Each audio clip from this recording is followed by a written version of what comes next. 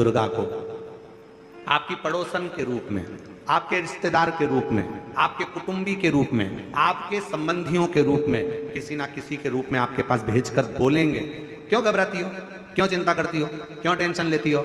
मैंने सुना है कथा में, बाबा ने ये बताया था, एक काम कर, एक बेलपत्र, एक दुर्वा लेकर जा, बताएगी, आएगी, बैठेगी, सुंदर, उस दिन उसका चेहरा देखोगे आप, तो आपको लगेगा ये मेरी पड़ोसन नहीं हो सकती। उसका चेहरा देखोगे तो आपको लगेगा ये मेरी देवरानी नहीं, ये मेरी जेठानी नहीं, ये मेरी ननंद नहीं, ये मेरा रिश्तेदार नहीं। आज इसका चेहरा कुछ और बोल रहा होगा, होगी तब कोई तुम्हारे कहेगा, धीरे से सामने नहीं आएगा तो सुंदर स्वरूप धारण कर कर स्वप्न में आकर कहेगा। ऐसा लगेगा कोई तुम्हें जगा कर कह रहा है कि तू घबराना मती, तू ये कर लेना, समझ लेना मेरे बाबा ने अपनी अर्धांगिनी पार्वती को तुम्हारे पास भेज दिया।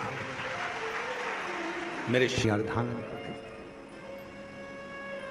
दूसरे नंबर पर मेरे भोले बाबा, मेरे शंकर, मेरे त्रिकालदर्शी, मेरे करुणा सागर, मेरे शंकर।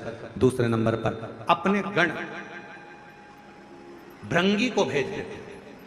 अभी जो आप कथा चाकरवाड़ी बीड़ में श्रवण करेंगे ना, वहां पर 1 बजे से 4 बजे तक, उस भृंगी को जब आप चाकरवाड़ी बीड़ में तो कहा भृंगी कभी भी सामने अपने प्रतिबिंब से नहीं आता, किसी का स्वरूप धर कर नहीं आता। भृंगी आपके हृदय में आकर भीतर से बोलने का प्रयास करता है। यह काम गलत हो रहा है, इसको रोक ले। तेरा मन से अंदर से बोलने का प्रयास करेगा, एक काम कर, तू वहां चले जा, ऐसा हो सकता है, तू ऐसा कर ले, तू वैसा कर ले। वो बताने का प्रयास करेगा, वो आपको ले जाने का प्रयास करेगा, उस तक ले जाने का प्रयास करेगा कि ये कर्म कर ले, ये कर्म कर। दूसरे नंबर पर भृंगी आपके मन की वाणी को शिव तक पहुंचाने का प्रयास करेगा।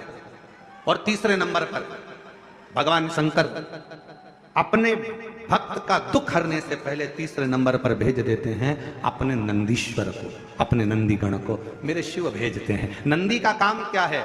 जैसे ही नंदी आता है, कोई व्यक्ति के रूप में, किसी रूप में, किसी फोन के रूप में, किसी कॉल के रूप में, किसी पत्र के रूप में, किसी मैसेज के रूप में, जब नंदी तुम्हारे घर में प्रवेश करता है तब वो तुम्हारे रास्ते को क्लीन कर देता है, रास्ते को साफ कर देता है, उसको मार्ग प्रशस्त कर देता है। पहुंच गई मां पार्वती, सावित्री की मां